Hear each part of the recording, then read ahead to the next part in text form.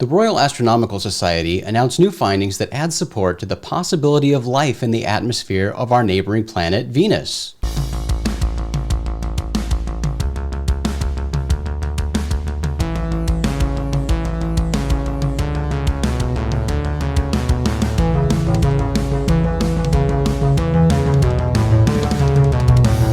I'm Jason, and today we're going to take a quick look at this latest announcement and at a few similar announcements that have occurred in the past. On Monday, September 14th, the Royal Astronomical Society held a press conference to announce the discovery of a rare molecule called phosphine in the clouds of Venus.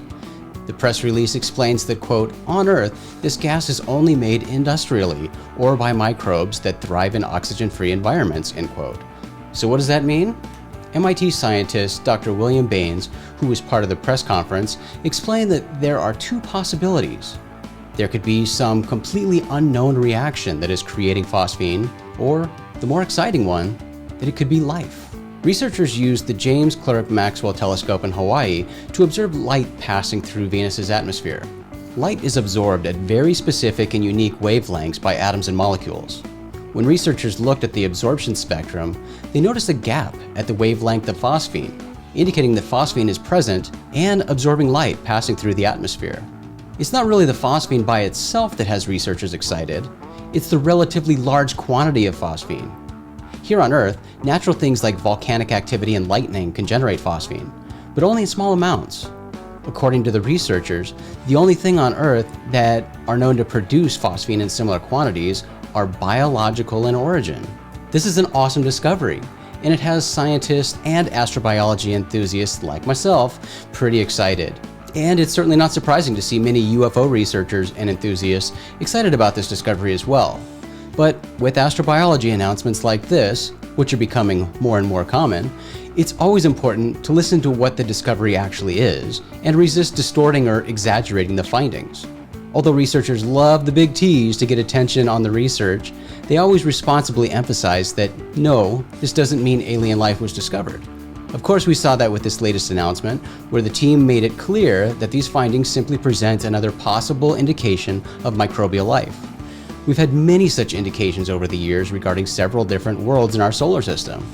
But as one of my favorite astrobiologists, Dr. Sarah Seeger from MIT, explained during this recent press conference, we can't prove life is on another world until we go there. Again, for you space geeks, this is amazing, exciting research. But for all the people hyping this announcement into something that it's not, the first time research like this has been published, an announcement of life on Venus, or some weird coordinated government effort to slowly condition the public to the reality that we're not alone in the universe, well, your efforts are a bit misguided. Our solar system is filled with places that might be home to life. Although Earth and Mars are the only two planets here that fall within the traditional habitable zone, the places where life can exist continue to expand as our understanding of life as we know it expands. Our search for extraterrestrial life is limited to life as we know it because that's all we know.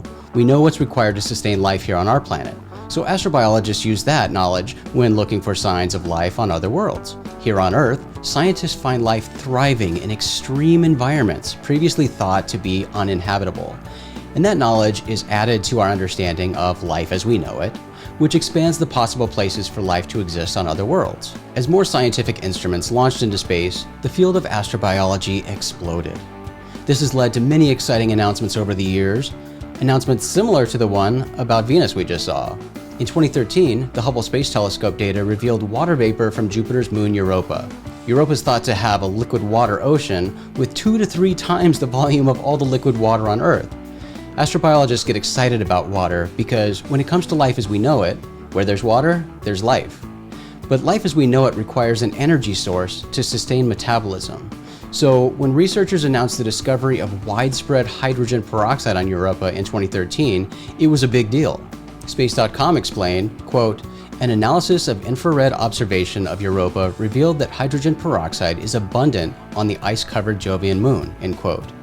The study's lead scientist, Kevin Hand of NASA's Jet Propulsion Laboratory, explained, quote, Europa has the liquid water and elements, and we think that compounds like peroxide might be an important part of the energy requirement.